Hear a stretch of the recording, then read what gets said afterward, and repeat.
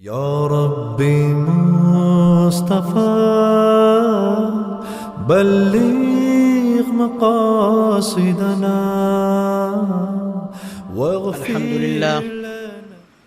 الحمد لله نحمده ونستعينه ونستغفره ونؤمن به ونتوكل عليه ونعوذ بالله من شرور أنفسنا ومن سيئات أعمالنا من يهده الله فلا مضل له ومن يضلله فلا هادي له ونشهد أن لا إله إلا الله وحده لا شريك له ونشهد أن سيدنا ومولانا محمدا عبده ورسوله صلى الله تعالى عليه وعلى آله وصحبه وبارك وسلم تسليما كثيرا كثيرا أما بعد فأعوذ بالله من الشيطان الرجيم بسم الله الرحمن الرحيم الحج أشهر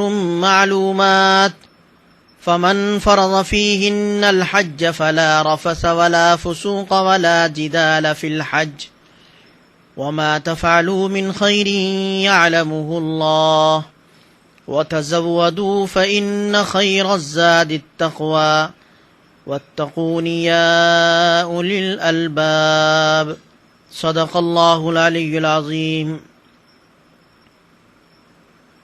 معزز سامعین، سب سے پہلے تو میں ان خوش قسمت حجاج کرام کو مبارکباد پیش کرتا ہوں جو اس سال حج کی سعادت حاصل کر رہے ہیں، اور دعا گو ہوں کہ اللہ تعالیٰ ان کے لیے حج کا یہ سفر آسان فرمائے اور تمام ارکان کی ادائیگی ان کے لیے آسان بنائے اور ان کو اللہ تعالیٰ قبول بھی فرمائے۔ معزز دوستو، حج ایک اسلام کی ایک اہم ترین عبادت ہے،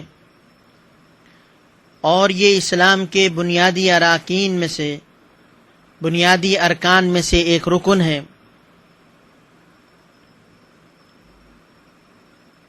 حضور اکرم صلی اللہ علیہ وسلم نے ارشاد فرمایا کہ اسلام کی بنیاد 5 چیزوں پر ہے۔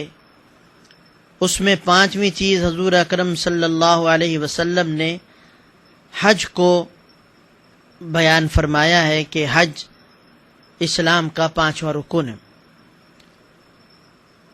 اس اعتبار سے اگر دیکھا جائے تو اسلام کی اور ایمان کی تکمیل ہوتی ہے حج کی ادائیگی پر، اس لیے کہ اسلام کے ارکان میں سے یہ آخری رکن ہے۔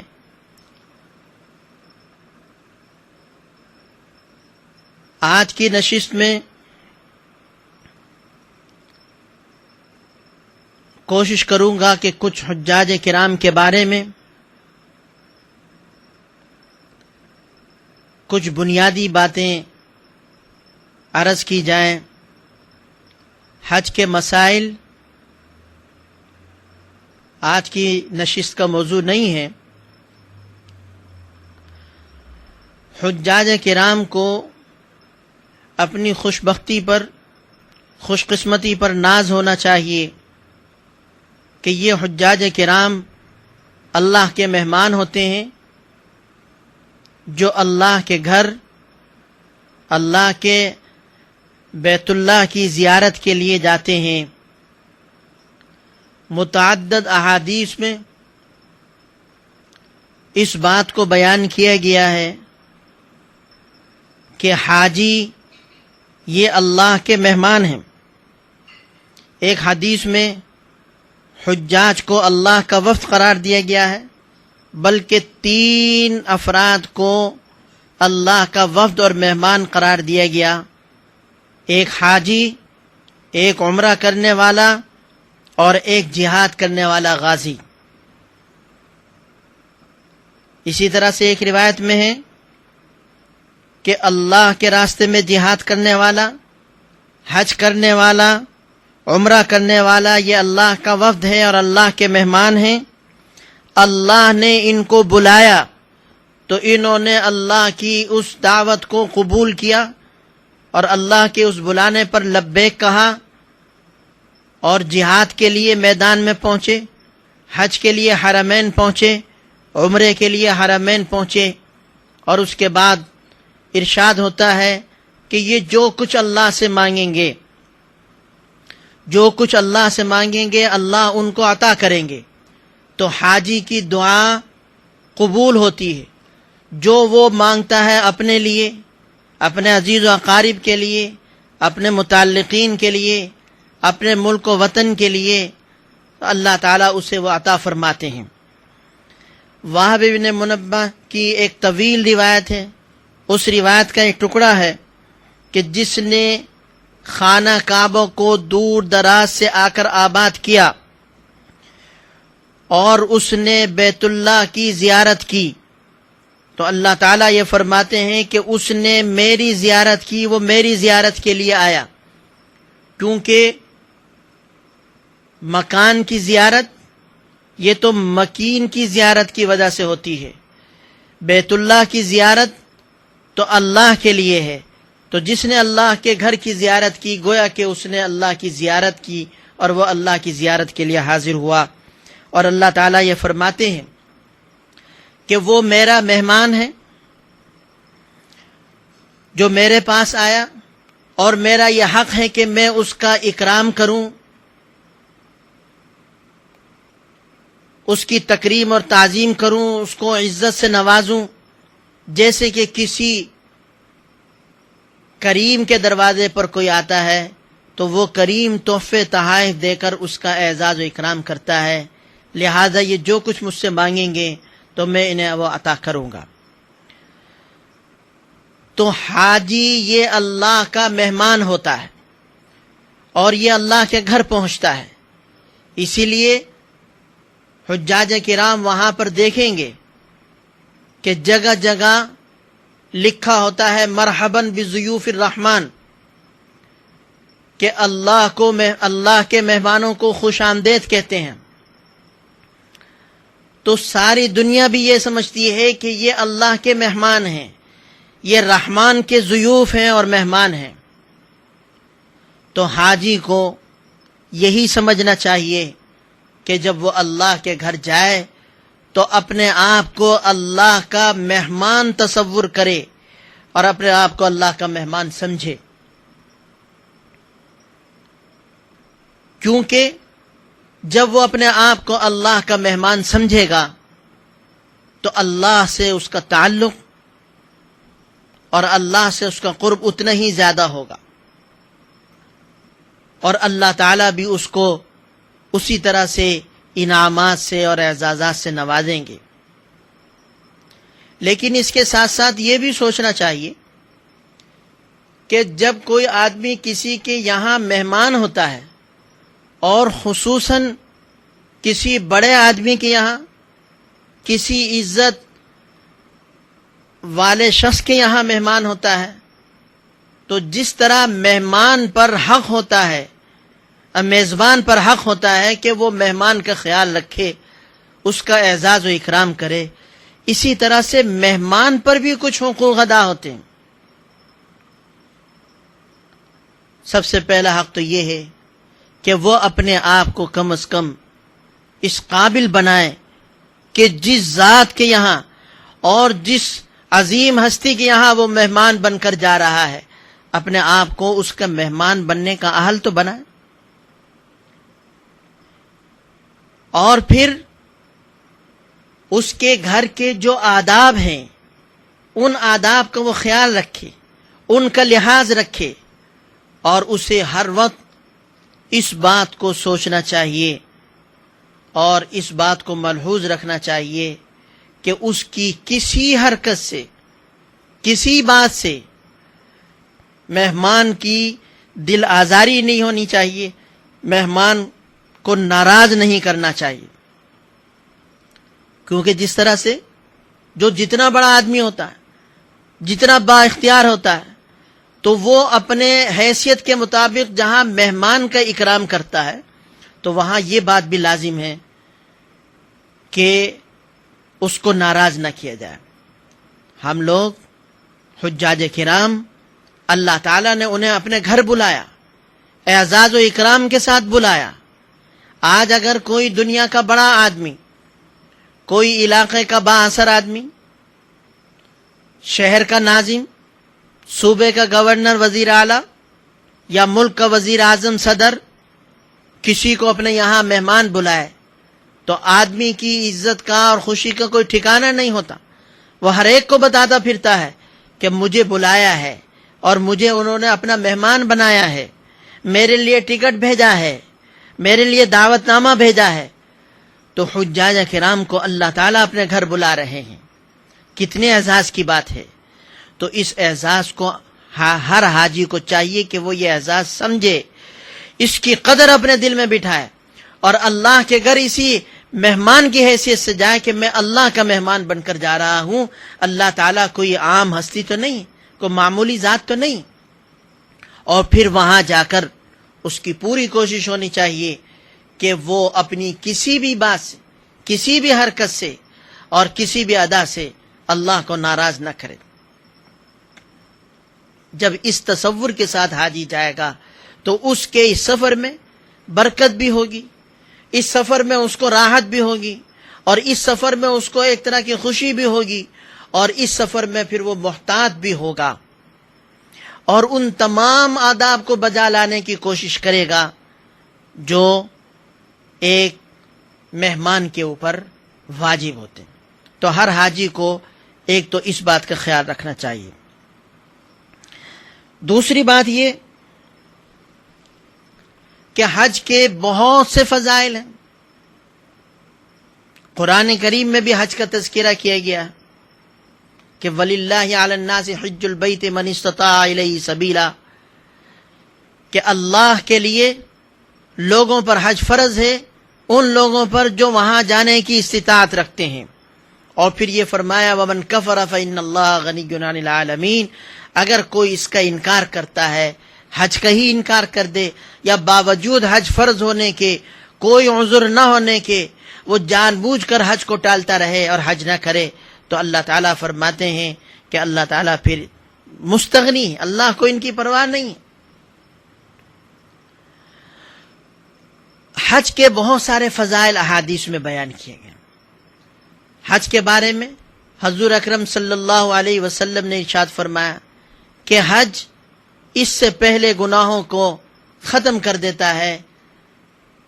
حضرت عمرو بن العاص رضی اللہ تعالیٰ عنہ کی روایت ہے کہ حضور اکرم صلی اللہ علیہ وسلم کی خدمت میں وہ حاضر ہوئے اسلام لانے کے لیے، اور فرمایا کہ آپ ہاتھ آگے بڑھائیے، میں آپ کے ہاتھ پر بیعت ہونا چاہتا ہوں، اسلام لانا چاہتا ہوں۔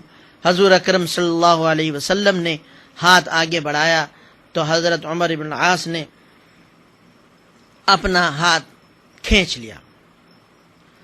حضور اکرم صلی اللہ علیہ وسلم نے فرمایا کہ عمر یہ کیا؟ ابھی تو آپ کہہ رہے تھے کہ میں اسلام لاتا ہوں، ہاتھ بڑھائیے، اور اب ہاتھ کھینچ لیا۔ تو انہوں نے کہا کہ یا رسول اللہ میری ایک شرط ہے۔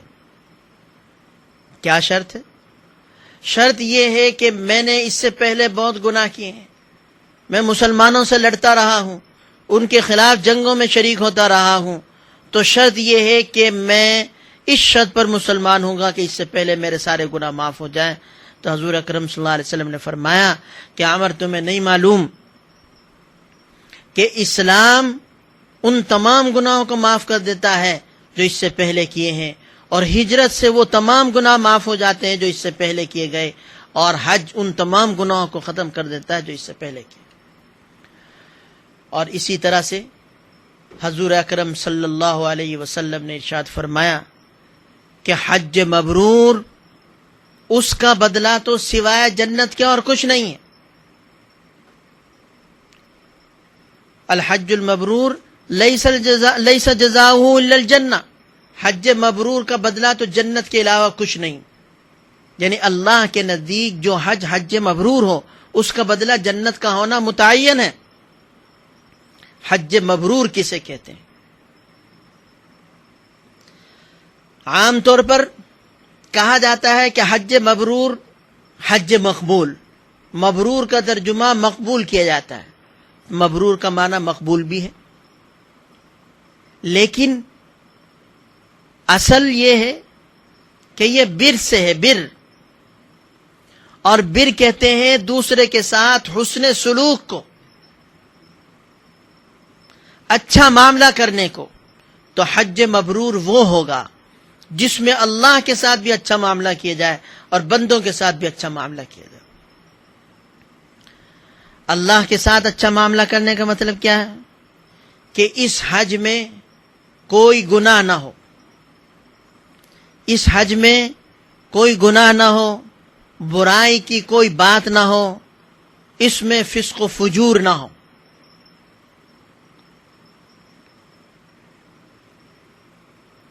اور اس حدیث میں بھی اس کی طرف اشارہ ہے کہ حضور اکرم صلی اللہ علیہ وسلم نے ارشاد فرمایا کہ جس کسی شخص نے حج کیا اور اس نے کوئی برائی کی بات نہیں کی اور نہ کوئی نافرمانی کی، تو وہ حج سے اس طرح سے واپس لوٹے گا جیسے کہ آج اپنی ماں سے پیدا ہوا. تو بنیادی شرط یہ ہے حج مبرور کی کہ اس میں کوئی گناہ کی بات نہ ہو، کوئی فسق و فجور کی بات نہ ہو، کوئی برائی کی بات نہ ہو. رفض ہر وہ بات جو بری ہو، جو میاں بیوی کے تعلقات والی بات ہو، اور فسق کا مطلب ہے نافرمانی. کہ جس حج میں یہ نہ ہو وہ حج مبرور ہے. اسی طرح سے حج مبرور یہ بھی ہے کہ خالص اللہ کی رضا کے لیے حج کیا جائے. اس میں دکھاوا، ریاکاری، شہرت یہ نہ ہو. دل میں یہ نہ ہو کہ لوگ مجھے بڑا حاجی کہیں گے، لوگ یہ کہیں گے کہ اس نے اتنے حج کر لیے. حضور اکرم صلی اللہ علیہ وسلم نے باقاعدہ دعا فرمائی ہے کہ اے اللہ تو مجھے ایسا حج نصیب فرما جس میں ریا اور سما نہ ہو، جس میں دکھاوا نہ ہو، جس میں شہرت نہ ہو. خالص اللہ کی رضا کے لیے وہ حج کیا جائے. اور حضور اکرم صلی اللہ علیہ وسلم نے اس بات کی بھی اطلاع دی ہے کہ ایک زمانہ آئے گا کہ علماء شہرت کے لیے حج کریں گے، تجار تجارت کے لیے حج کریں گے، غریب فقیر مانگنے کے لیے حج کریں گے. تو اس طرح کی باتیں حضور اکرم صلی اللہ علیہ وسلم نے پہلے سے بتائی ہیں. اور آج ہم دیکھ رہے ہیں کہ وہ دور آ چکا ہے کہ لوگ حج کرتے ہیں، اس میں دکھاوے کی ساری باتیں پیدا کرنے کی کوشش کرتے ہیں. شروع سے اعلان ہوتا ہے کہ فلاں صاحب حج پر جا رہے ہیں، دعوتیں ہو رہی ہیں، اور حج پر چھوڑنے کے لیے ایک بڑا مجمع جا رہا ہے. پھر حج پر حاجی واپس آتے ہیں تو ایک استقبال ہوتا ہے اور پورے گاؤں کی دعوت کی جاتی ہے، پورے شہر کی جنے کے لوگوں کو بلایا جاتا ہے. شہرت، دکھاوا، ریا اور نام کے ساتھ حاجی کا لفظ لگ جاتا ہے. حضور اکرم صلی اللہ علیہ وسلم نے ان چیزوں سے منع فرمایا اور کہا کہ یہ حج جو اللہ کی رضا کے لیے نہ ہو، اللہ کے یہاں قابل قبول نہیں، وہ حج مبرور نہیں ہے. تو خالص اللہ کی رضا کے لیے ہو. اور پھر قرآن کی ایک آیت جو میں نے آپ کے سامنے پڑھی کہ الحج اشہر معلومات فمن فرض فیہن الحج فلا رفث ولا فسوق ولا جدال فی الحج. کہ حج جب فرض کیا گیا تو اس حج میں نہ رفث ہو، نہ فسق ہو، نہ جدال ہو. جدال لڑائی کی نفی کی، حدیث میں بھی اس سے منع کیا گیا. کیوں؟ اس لیے کہ حج ایک ایسی عبادت ہے. آپ دیگر عبادتیں دیکھیں، نماز، روزہ، زکوٰۃ، صدقہ، خیرات، ہر عبادت اپنی جگہ پر، اپنے شہر میں، اپنے علاقے میں، اپنے مکان میں ہوتی. لیکن حج اپنے علاقے میں نہیں ہوتا، اپنی جگہ پر نہیں ہوتا، اپنے شہر میں نہیں ہوتا، اس کے لیے سفر کرنا پڑتا ہے، مکہ مکرمہ پہنچنا پڑتا ہے، اب چاہے اس کا شہر مکہ مکرمہ سے کتنے ہی دور ہو، قریب کے لوگ ہوں، دور مسافت ہو اور زیادہ دور مسافت ہو، لیکن جس کسی نے بھی حج کرنا ہے وہ حج کے لیے بیت اللہ پہنچے گا، مکہ مکرمہ پہنچے گا، اس کے بغیر حج نہیں ہوتا۔ تو حج کے لیے سفر کرنا پڑتا ہے، سفر خود ایک مشقت کی چیز ہے۔ پھر جب آدمی اپنا گھر بار چھوڑ دے تو وہاں نہ کوئی عزیز و اقارب، نہ دوست احباب، نہ اپنا علاقہ، نہ اپنی جگہ، نہ جان پہچان کے لوگ، تو وہاں کس طرح کا اس کے ساتھ معاملہ ہوگا؟ جگہ اس کو اچھی ملے گی، راحت و سکون والی ہوگی، قریب جگہ ہوگی، دور ہوگی، اور پھر بیت اللہ میں ہر نماز کے لیے حاضری، طواف کے لیے حاضری، پھر وہاں تمام دنیا کے مسلمان پہنچتے ہیں، حاضر ہوتے ہیں، مختلف رنگ کے، مختلف نسل کے، مختلف قوموں کے، مختلف زبانوں کے، مختلف معاشرتوں کے، مختلف تہذیبوں کے۔ تو جہاں اتنے مختلف الخیال قسم کے لوگ اور مختلف انواع کے لوگ موجود ہوں، جمع ہوں، زبانیں بھی مختلف ہوں، مزاج بھی مختلف ہو، جان پہچان بھی نہ ہو، ہر ایک کا اپنا ایک الگ طریقہ ہو، اس کی اپنی ایک تہذیب ہو، اس کی اپنی ایک ثقافت ہو، اس کا رہن سہن کا طریقہ اپنا ہو، تو ایسے حالات جب ہوتے ہیں پھر حج کسی ایک جگہ رہ کر نہیں ہوتا، بلکہ حج کے لیے مستقل کبھی بیت اللہ کا طواف ہے، کبھی صفا مروہ کی سعی ہے، کبھی مینا کا قیام ہے، کبھی عرفات کے میدان میں ٹھہرنا ہے، کبھی مزدلفہ جانا ہے، کبھی جمرات کے پاس جانا ہے رمی کے لیے، کبھی طواف زیارت کے لیے مکہ مکرمہ آنا ہے، تو مستقل چلت پھرت اور ایک جگہ سے دوسری جگہ منتقل ہونا۔ تو ان تمام معاملات کی وجہ سے لڑائی جھگڑے کی نوبت کا آنا بالکل قرین قیاس ہے،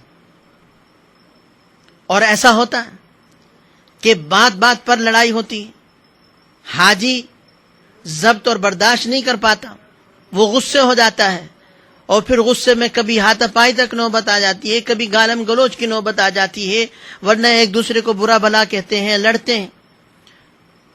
تو شریعت نے منع کیا کہ دیکھو حج یہ لڑائی کا کام نہیں ہے، اس میں لڑائی بالکل نہیں ہونی چاہیے، اور آج حاجی ان باتوں کا بالکل خیال نہیں رکھتا، بالکل لحاظ نہیں رکھتا، اور عموماً اچھا بھلا حاجی، دیندار حاجی، ضبط و برداشت والا حاجی بھی وہاں جا کر لڑ پڑتا ہے، حالانکہ وہ اپنے علاقے میں، اپنے محلے میں، اپنے شہر میں بڑا حلیم الطبع مشہور ہوتا ہے، برداشت والا مشہور ہوتا ہے، لیکن وہاں جا کر لڑ پڑتا ہے۔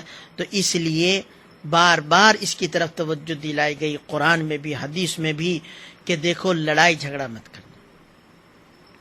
ہم لڑائی جھگڑا کر کے اپنے حج کے سارے اثر کو ضائع کر دیتے ہیں، اور سارا ثواب اپنے ہاتھوں سے ضائع کر دیتے ہیں، ساری محنت اکارت جاتی۔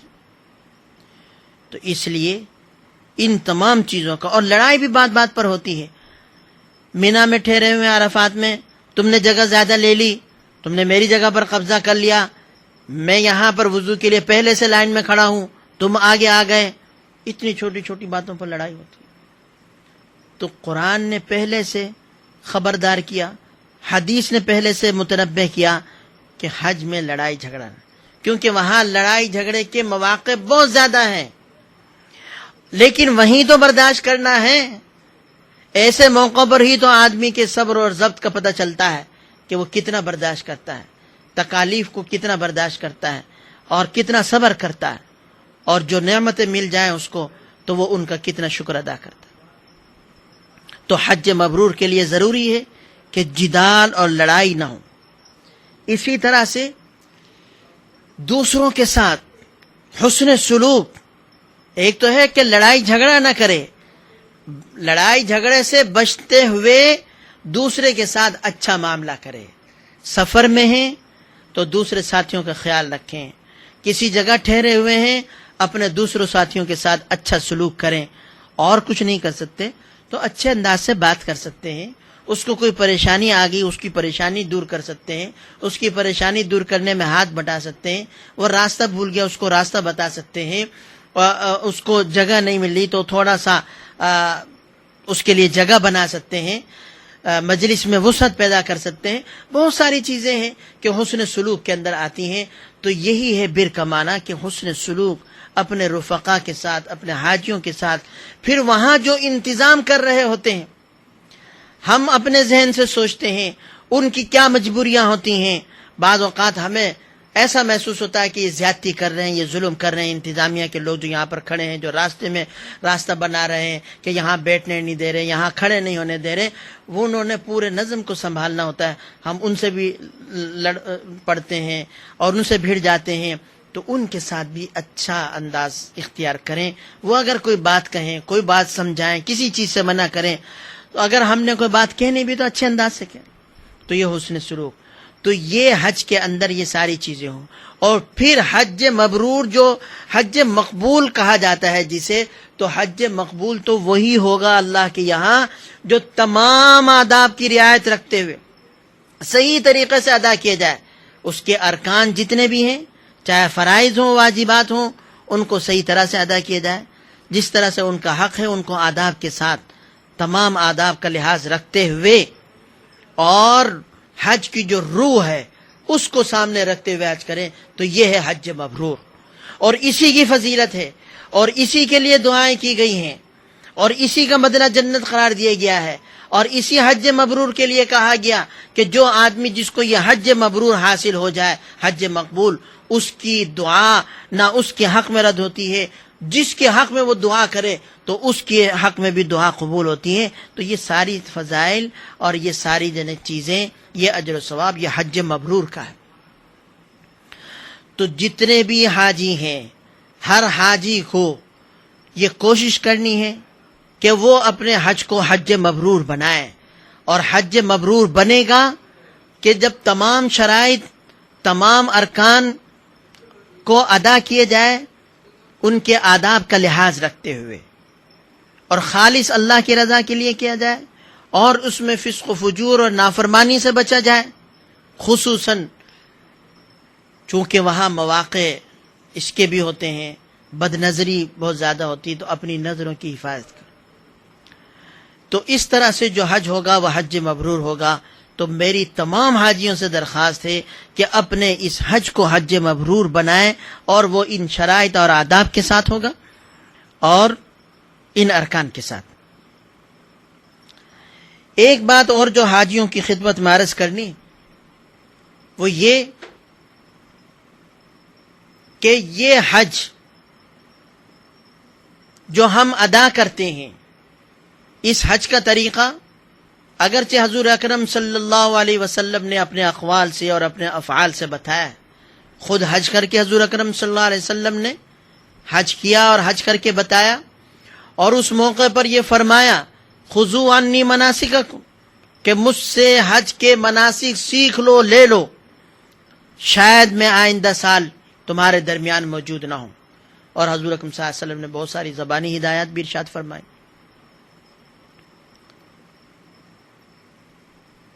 اگرچہ حضور اکرم صلی اللہ علیہ وسلم نے یہ طریقہ بتایا اور ہم آپ کے بتائے ہوئے طریقے پر عمل کرتے ہیں، لیکن اگر دیکھا جائے تو آج حج کی جو شکل ہے، یہ حضرت ابراہیم علیہ السلام اور حضرت اسماعیل علیہ السلام اور حضرت حاجرہ علیہ السلام کی کیے ہوئے افعال ہیں. بے آئینی ہم ان کے افعال کی نقل کرتے ہیں. مینا جانا، بیت اللہ کا طواف، صفا مروہ کے درمیان سعی، پھر مینا کا قیام، رمی جمرات، یہ سب ان حضرات نے کیا. اور اسی لیے ہمیں بھی کہا گیا کہ ملت ابراہیمی کو اپنائیں، بلکہ قرآن نے یہ کہا وَمَن يَرْغَبُ عَن مِّلَّةِ إِبْرَاهِيمَ إِلَّا مَن سَفِهَ نَفْسَهُ، جو حضرت ابراہیم علیہ السلام کی ملت سے اعراض کرتا ہے، روگردانی کرتا ہے، تو وہ بیوقوف ہے۔ بیوقوف آدمی ہی حضرت ابراہیم علیہ السلام کی ملت سے اعراض کرتا ہے۔ اور ملت ابراہیمی کیا ہے؟ خود قرآن نے اس کو بیان کیا۔ اذ قال له ربه اسلم قال اسلمت لرب العالمین، جب ان کے رب نے کہا کہ تم مسلمان ہو جاؤ، اسلم، تابع ہو جاؤ، فرما بردار بن جاؤ، اور اس سے زیادہ واضح لفظ میں اس کا ترجمہ ہوگا کہ اپنے آپ کو سپرد کر دو، تو حضرت ابراہیم علیہ السلام نے کہا کہ میں نے اپنے آپ کو سپرد کر دیا۔ تو حج کے جتنے ارکان ہیں شروع سے لے کر آخر تک، تو وہ اسی تسلیم اور اسی سپردگی کا مظاہرہ ہے۔ اگر عقل پر پرکھنا چاہیں، عقل سے پوچھنا چاہیں، تو حج کے یہ ارکان عقل کے ذریعے سے ہم اس کی کوئی توجیہ اور تعویل نہیں کر سکتے، اس کی وجہ نہیں بتا سکتے۔ اچھا بھلا آدمی نے لباس پہنا ہوا جو اس کا روزمرہ کا لباس ہے، خوبصورت لباس پہنتا ہے، اور اس میں کوئی رکاوٹ نہیں، حلال جائز طریقے سے اس نے وہ کما کر لباس اپنا حاصل کیا، لیکن حج کے موقع پر حکم ہوتا ہے کہ لباس اتار دو اور 2 چادریں پہن لو۔ اب عقل سے پوچھو کہ بھائی اس اچھے بھلے لباس کو اتار کر یہ 2 چادریں پہننے کا مقصد کیا ہے؟ کیا اللہ تعالیٰ اس سے حاصل کرنا چاہتے ہیں؟ کوئی عقلی توجیہ اس کی کرنا چاہیں تو توجیہ نہیں کر سکیں گے۔ لیکن اللہ کا حکم ہے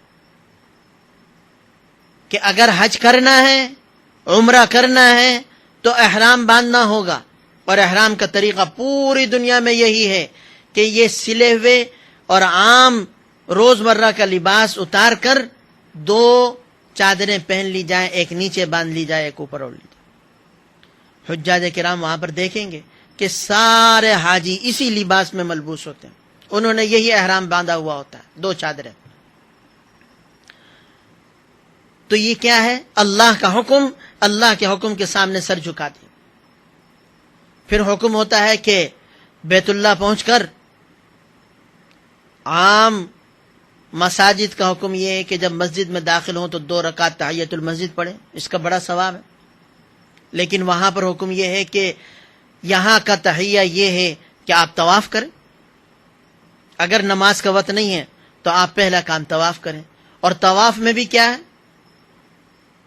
اس گھر کے چاروں طرف چکر لگا رہے ہیں، گھوم رہے ہیں، چکر لگا رہے ہیں۔ 7 چکر جب تک نہیں لگائیں گے، جس کی ابتدا حجر اسود سے ہوتی ہے اور انتہا بھی حجر اسود پر ہوتی ہے، تو طواف مکمل نہیں ہوتا۔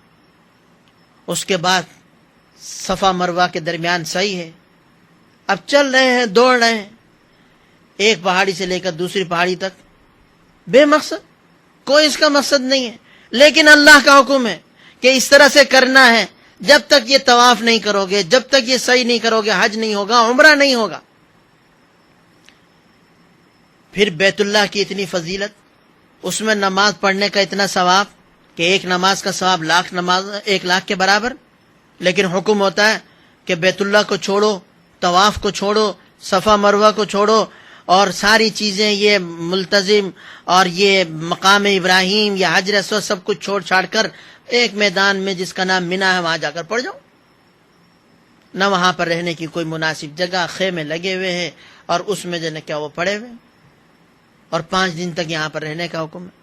پہلے ایک حکم ہے کہ 1 دن تک رہو، رات دن 5 نمازیں پڑھو، اور ابھی اپنے آپ کو تھوڑا سا اس کا عادی بنائے پائے تھے تو حکم ہوا کہ نہیں، یہاں سے بھی کچھ کرو، عرفات میں جا کے پڑ جاؤ۔ اب عرفات میں پڑے ہوئے، جو آدمی عرفہ کے میدان میں 9 ذی الحجہ کو پہنچ گیا حج کی نیت سے، چاہے وہ وہاں پر بیٹھا رہے، کوئی عبادت نہ کرے، کوئی ذکر اذکار نہ کرے، حج اس کا ہو جائے گا، وہ حاجی بن جائے گا۔ اور اگر عرفات میں نہیں جائے تو سارا دن ساری رات بیت اللہ کا طواف کرتا رہے اور وہاں پر نماز پڑھتا رہے، عبادت کرتا رہے، اس کا حج نہیں ہوگا۔ عرفہ کے میدان میں پڑے۔ پھر غروب آفتاب ہوا تو کہا کہ اب مغرب کی نماز بھی مت پڑھنا، چلو یہاں سے مزدلفہ جاؤ، وہ بھی ایک خالص میدان ہے، وہاں پر پڑے ہوئے ہیں، وہاں جا کر مغرب کی نماز پڑھی، عشاء کی نماز پڑھی، سو گئے، صبح اٹھے، نماز پڑھی، فجر کی، تھوڑی دیر وقوف کیا، ٹھہرے رہے، اور اس کے بعد وہاں سے چل دیے۔ اور پھر یہ جو کنکریاں مارنا ہے، یہ تو بالکل خالص عقل کے خلاف ایک چیز ہے کہ ایک جگہ ہے، وہاں پر کوئی کچھ نظر نہیں آ رہا، بس ساری دنیا جتنے بھی حاجی ہیں چاہے کہیں سے پہنچا ہو، کنکریاں پھینک رہے ہیں، مار رہے ہیں، ہر ایک نے ساتھ کنکریاں مارنی اور اسے خاص جگہ پر مارنی۔ کہہ دیا جاتا ہے کہ شیطان کو کنکریاں مار رہے ہیں، لیکن شیطان وہاں پر کوئی مجسم تو نہیں ہے، اس کا کوئی جسم تو نہیں ہے کہ وہاں پر نظر آ رہا ہے اس شیطان کو مار رہے ہیں۔ تو حج کے جتنے بھی افعال ہیں اگر آپ دیکھیں تو یہ عقل میں نہیں آتا، اور حاجی جو کچھ کرتا ہے وہ اس لیے کرتا ہے کہ اللہ کا حکم ہے، اس کے رسول کا حکم ہے۔ تو پورے سفر حج میں یہ سبق دیا جا رہا ہے کہ مسلمان وہ ہے جو اپنے آپ کو اللہ اور اس کے رسول کے سپرد کر دے۔ اسلام کا معنی یہی ہے، اور یہی ملت ابراہیمی ہے، اور یہی حضرت ابراہیم علیہ السلام کا مزاج ہے۔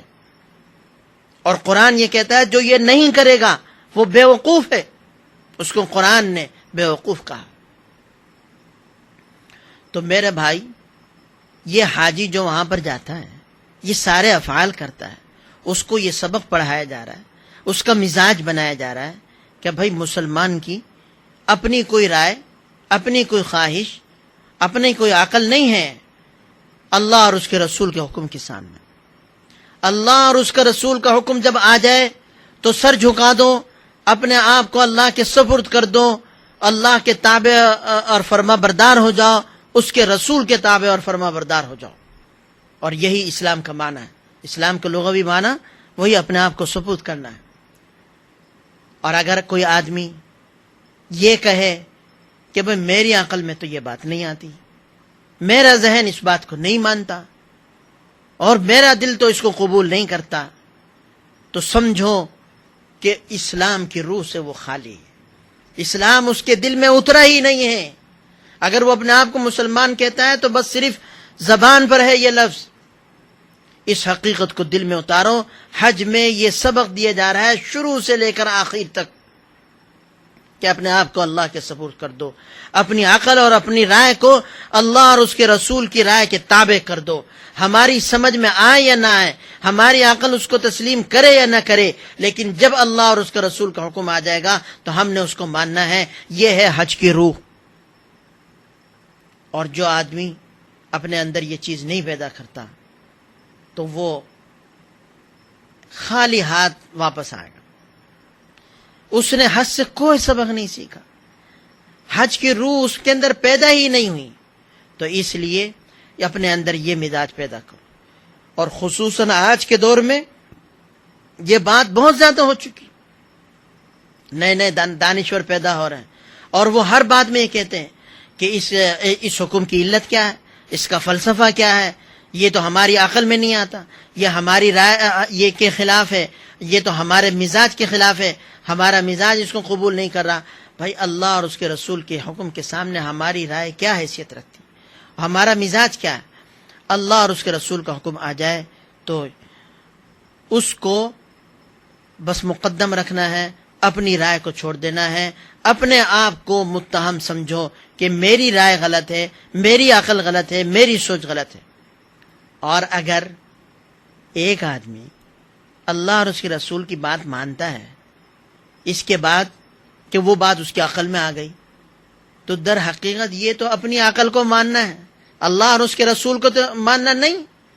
اللہ اور اس کے رسول کو حکم تو ماننا یہ ہے کہ عقل میں آئے یا نہ آئے ہم نے ماننا ہے۔ تو حج کا سب سے بڑا سبق یہ ہے کہ اپنے آپ کو اللہ اور اس کے رسول کے سپرد کر دو، یہی روح لے کر آئیں اور اس سبق کو اپنے دل و دماغ میں بٹھا لیں جو حج کا ایک ایک رکن آپ کو دے رہا۔ اسی طرح سے حج یہ ایک ایسی عبادت ہے جس میں جگہ جگہ قدم قدم پر عشق و محبت کا اظہار ہوتا ہے، کہ ایک حاجی گویا کہ ایک دیوانہ بن کر، اللہ کا ایک محبوب بن کر، اور ایک اللہ کا عاشق بن کر اللہ کے دربار میں حاضر ہوتا ہے۔ کپڑے کا اس کو ہوش و حواس نہیں، سارے زیب و زینت والے کپڑے اس نے چھوڑ دیے، خوشبو لگانا اس نے چھوڑ دیا، بال اور حجامت وہ نہیں بنا رہا، اور پھر کبھی اس کے گھر کے چکر لگا رہا ہے جیسے کہ ایک دیوانہ کرتا ہے، کبھی دوڑ رہا ہے، کبھی ایک میدان میں پڑا ہوا ہے، کبھی دوسرے میدان میں جاتا ہے، اور وہ اپنے محبوب کو تلاش کر رہا ہے۔ تو یہ عشق و محبت کا قدم قدم پر اظہار ہوتا ہے۔ تو میرے بھائی، حج کے اندر اللہ کی اور اس کے رسول کی محبت یہ پیدا ہونی چاہیے۔ جب آپ نے یہ عاشقوں والی اور محبت کرنے والی صورت بنائی ہے، اس کی ظاہری شکل بنائی ہے، تو یہ محبت بھی اور اس کی حقیقت دل میں اترنی چاہیے کہ اللہ کی محبت ہر چیز پر غالب ہو، اللہ کے رسول کی محبت ہر چیز پر غالب ہو۔ ایک طرف مال کی محبت ہے، ایک طرف اللہ کے رسول کی محبت ہے، دونوں میں اگر ٹکراؤ ہو جائے تو اللہ کی اور اس کے رسول کی محبت کو وہ ترجیح دے۔ ایک طرف اولاد کی محبت ہے، وہ کچھ اور کہتی ہیں، اس کے تقاضے کچھ اور ہیں، اس کے مطالبے کچھ اور ہیں، لیکن اللہ اور اس کے رسول کا مطالبہ اور تقاضا کچھ اور ہے، تو اللہ کی محبت کو اور اللہ کے حکم کو ترجیح دے۔ اسی طرح سے ہر چیز کے اندر اسلام نے منع نہیں فرمایا کہ کسی سے محبت نہ کرو۔ آدمی کو اپنی جان سے بھی محبت ہوتی ہے، ماں باپ سے بھی محبت ہوتی ہے، اولاد سے بھی محبت ہوتی ہے، بیوی بچوں سے محبت ہوتی ہے، مال سے بھی محبت ہوتی ہے، لیکن یہ محبت اللہ اور اس کے رسول کی محبت پر غالب نہیں آنی چاہیے۔ اور یہی حضور اکرم صلی اللہ علیہ وسلم نے فرمایا ہے کہ تم میں سے کوئی شخص اس وقت تک مومن نہیں ہو سکتا جب تک کہ حضور اکرم صلی اللہ علیہ وسلم کی محبت اس کو سب سے زیادہ نہ ہو، حتیٰ کہ اپنے والدین اور اپنی اولاد سے بھی۔ تو یہ نہیں کہا کہ اولاد اور والدین سے محبت نہ کرو، محبت زیادہ ہو حضور اکرم صلی اللہ علیہ وسلم سے، اور محبت زیادہ ہونے کا مطلب یہ ہے کہ جب تقابل ہو جائے تو اللہ کی محبت کو، رسول کی محبت کو وہ ترجیح دے۔ تو حج کا سفر یہ عشق و محبت کا سفر ہے، ایک ایک رکن سے اس کا اظہار ہوتا ہے، تو لہذا یہ محبت اپنے دل کے اندر اتارنی چاہیے۔ اور پھر حج کے اندر شروع سے لے کر آخر تک آپ دیکھیں تو جہاں اور دوسری تعلیمات ہمیں ملتی ہیں تو توحید کی تعلیم بھی ملتی ہے۔ توحید کی شروع میں آپ نیت کریں تو نیت اللہ کی رضا کے لیے ہو، خالص اللہ کے لیے ہو۔ آپ نیت کرتے وقت تلبیہ پڑھتے ہیں، جب تک تلبیہ نہ پڑھیں آپ کی نیت مکمل نہیں ہوتی، کیونکہ احرام یہی ہے کہ غسل کر کے 2 چادریں پہن لیں، اس کے بعد حج کی یا عمرے کی نیت کریں اور پھر تلبیہ پڑھیں۔ جب تک تلبیہ نہیں پڑھیں گے نیت مکمل نہیں ہوگی۔ تلبیہ میں کیا ہے؟ لبیک اللہم لبیک لبیک لا شریک لک لبیک، کہ اے اللہ میں آپ کی پکار پر، آپ کی دعوت پر حاضر ہوں اور آپ کا کوئی شریک نہیں۔ پہلے شرک کی نفی ہے، یہی توحید ہے کہ اللہ کی ذات سے، نہ اللہ کی ذات میں کسی کو شریک ٹھہرایا جائے، نہ اللہ کی صفات۔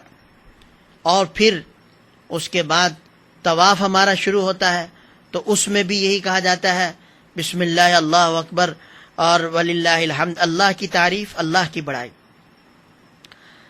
صفا مروہ کی نیت ہوتی ہے سعی کی، تو اس میں بھی وہ 4تھا کلمہ پڑھا جاتا ہے، اور کلمہ، تسبیح، تحلیل، تو یہاں پر بھی توحید۔ عرفات کی سب سے بہتر دعا جو حضور اکرم صلی اللہ علیہ وسلم نے فرمائی وہ یہ کہ کلمہ توحید، لا الہ الا اللہ وحدہ لا شریک لہ لہ الملک و لہ الحمد بیدہ الخیر یحیی و یمیت وہو علی کل شیء قدیر۔ تو یہ بہترین دعا ہے۔ تو آپ ہر جگہ دیکھیں توحید کی دعوت ہے، توحید کی دعوت ہے، توحید کی تعلیم ہے۔ اور حضرت عمر رضی اللہ تعالیٰ عنہ نے تو یہ سبق سکھایا امت کو کہ جب وہ حجر اسود کا بوسہ دینے لگے تو اس حجر اسود کو، اس پتھر کو خطاب کر کے کہا کہ میں جانتا ہوں کہ تو ایک پتھر ہے، تو نہ نفع دے سکتا ہے نہ نقصان، لیکن چونکہ میں نے حضور اکرم صلی اللہ علیہ وسلم کو تجھے بوسہ دیتے ہوئے دیکھا ہے تو اس لیے میں بھی تجھے بوسہ دیتا ہوں، ورنہ میں جانتا ہوں کہ تیرے ہاتھ میں کچھ نہیں۔ یہ امت کو سبق سکھایا، تعلیم دی ہے۔ اور توحید کا مطلب یہ ہے کہ آدمی اپنے ہر کام میں اللہ پر اعتماد کرے۔ آج ہمیں اللہ پر اعتماد نہیں ہے، اللہ پر بھروسہ نہیں ہے، اللہ سے ہمیں مانگنا نہیں آتا۔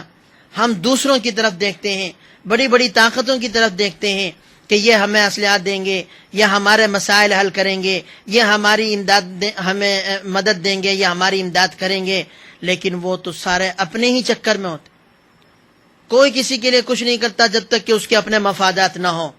ایک اللہ کی ذات ہے، اللہ کو آپ سے کچھ غرض نہیں، لیکن اللہ سے مانگو، اللہ کی ذات پر بھروسہ کرو اور اللہ ہی پر اعتماد کرو، اور ہر چیز میں اللہ کی ذات کو مقدم رکھ کے اللہ سے مانگو۔ یہ ہے توحید، کہ اللہ کی ذات سب سے مقدم ہو ہر چیز میں، مانگنے کے اندر بھی، اپنے دیگر معاملات کو درست کرنے کے اندر بھی۔ اور یہ جو بات میں نے کہی لبیک کی، تو آخر میں یہ بات عرض کر کے بات ختم کرتا ہوں کہ حاجیوں کے لیے بڑی خوش قسمتی کی بات ہے کہ یہ جو ہم تلبیہ پڑھتے ہیں، یہ حاجی کا ترانہ ہے کہ جب ہم احرام باندھتے ہیں اس وقت بھی تلبیہ پڑھنا ضروری ہے، جیسے کہ میں نے ابھی بتایا کہ اس کے بغیر نیت مکمل نہیں ہوتی۔ اور پھر حاجی کو حکم ہے کہ وقتاً فوقتاً وہ تلبیہ پڑھتا رہے، اور خصوصاً جب ایک حالت سے دوسری حالت میں تبدیلی ہو، کسی سے ملاقات کرے تلبیہ پڑھے، کسی اونچی جگہ پر چڑھے تلبیہ پڑھے، سواری پر سوار ہو تلبیہ پڑھے، سواری سے اترے تلبیہ پڑھے، نماز سے فارغ ہو تلبیہ پڑھے، غرضے کے اٹھتے بیٹھتے وقتاً فوقتاً وہ تلبیہ پڑھتا رہے۔ اور آج حاجیوں کو دیکھا گیا ہے کہ اس چیز کی بھی بہت کمی ہے، بس نماز کے بعد تلبیہ پڑھ لیں گے، وہ بھی اس لیے کہ ایک نے پڑھا تو دوسرے کو یاد آ گیا، یا نیت کرتے وقت تلبیہ پڑھ لیتے ہیں، یا کہیں عرفات میں جب جا رہے ہوتے ہیں اس وقت تلبیہ پڑھ لیتے ہیں۔ لیکن حاجی یہ بالکل بھولا ہوا ہے کہ یہ ہمارا ترانہ ہے اور ہمیں تلبیہ پڑھتے رہنا چاہیے، اور اللہ کو یہ پسند ہے۔ حضور اکرم صلی اللہ علیہ وسلم سے پوچھا گیا کہ حاجی سب سے افضل کون سا ہے؟ حضور اکرم صلی اللہ علیہ وسلم نے فرمایا کہ جس کے بال بکھرے ہوئے ہوں، یعنی اللہ کی محبت میں وہ دیوانہ ہوا۔ پھر پوچھا کہ حج کون سا افضل ہے؟ حضور اکرم صلی اللہ علیہ وسلم نے فرمایا جس میں چیخنا زیادہ ہو اور جس میں خون بہانا ہو، یعنی قربانی ہو اور تلبیہ زیادہ پڑھے۔ تو یہ تلبیہ کیا چیز ہے؟ حضرت ابراہیم علیہ السلام نے جب بیت اللہ کی تعمیر مکمل کی اور اس کی تعمیر سے فارغ ہوئے، تو اللہ کی طرف سے حکم ہوا کہ اب تم لوگوں میں اعلان کرو، وَأَذِّن فِي النَّاسِ بِالْحَجِّ یَأْتُوکَ رِجَالًا وَعَلَىٰ كُلِّ ضَامِرٍ یَأْتِینَ مِنْ كُلِّ فَجٍّ عَمِیقٍ، کہ تم لوگوں میں حج کا اعلان کرو تاکہ لوگ پیدل چل کر سواریوں پر دور دراز سے یہاں پر آئیں اور اس کا حج کریں۔ جس وقت حضرت ابراہیم علیہ السلام نے بیت اللہ کی تعمیر کی تو وہاں تو کوئی آبادی نہیں تھی، ایک خاندان آ کر مشکل سے آباد ہوا تھا۔ تو حضرت ابراہیم علیہ السلام نے کہا کہ باری تعالیٰ میری آواز کون سنے گا اس جنگل میں؟ اللہ تعالیٰ نے فرمایا کہ بھائی تمہارا کام آواز دینا ہے، آواز پہنچانا یہ ہمارا کام ہے۔ تو ایک چٹان پر کھڑے ہو کر حضرت ابراہیم علیہ السلام نے یہ اعلان فرمایا کہ لوگوں، اللہ کے گھر کی تعمیر ہو چکی ہے اور تم اس کے حج کے لیے آؤ۔ تو اب جو حاجی وہاں پر جاتا ہے، یہ در حقیقت حضرت ابراہیم علیہ السلام کے اس پکار کا جواب ہے کہ آپ نے پکارا تھا، ہم حاضر ہو گئے۔ لبیک کا معنی ہے حاضر ہونا، کہ جب آدمی کوئی کسی کو پکارے تو وہ اس کی پکار کا جواب دے کہ ہاں میں حاضر ہوں۔ تو ہر حاجی یہ در حقیقت حضرت ابراہیم علیہ السلام کی اس پکار کا جواب دے رہا ہوتا ہے کہ لبیک اللہم لبیک، کہ اے اللہ آپ کے بندے نے آپ کے حکم سے آواز لگائی تھی اور آپ نے وہ دنیا کے کونے کونے تک پہنچائی، تو ہم حاضر ہو گئے۔ اس پکار پر لبیک کہتے ہوئے، اس پکار کو قبول کرتے ہوئے، تو حاجی کو یہ کیفیت سامنے رکھنی چاہیے اس تلبیہ پڑھتے وقت کہ میں اس پکار کا جواب دے رہا ہوں۔ جب اس استحضار کے ساتھ وہ تلبیہ پڑھے گا تو اس تلبیہ کا لطف اور اس کا سرور کچھ اور ہی ہوگا، اور پھر اس کو تلبیہ پڑھنے میں مزہ آئے گا، اور وہ پورے شوق کے ساتھ اور جو ہے کہ اللہ کے حضوری کے ساتھ وہ تلبیہ پڑھے گا۔ تو یہ حج کی کچھ باتیں تھیں۔ اور آخر میں ایک بات اور عرض کرتا ہوں کہ حاجی جاتے ہیں، بہت پیسہ خرچ کرتے ہیں، وہاں پر بھی غفلت برتتے ہیں، بلکہ آج کل تو یہ حال ہو چکا ہے کہ بیت اللہ میں جاؤ، مسجد نبوی میں چلے جاؤ، لوگ باتیں کر رہے ہوتے ہیں، نہ اس جگہ کے آداب کا ان کو خیال ہوتا ہے، اور نہ ان کو یہ احساس ہوتا ہے کہ ہم کتنی عظیم جگہ پر بیٹھے ہیں۔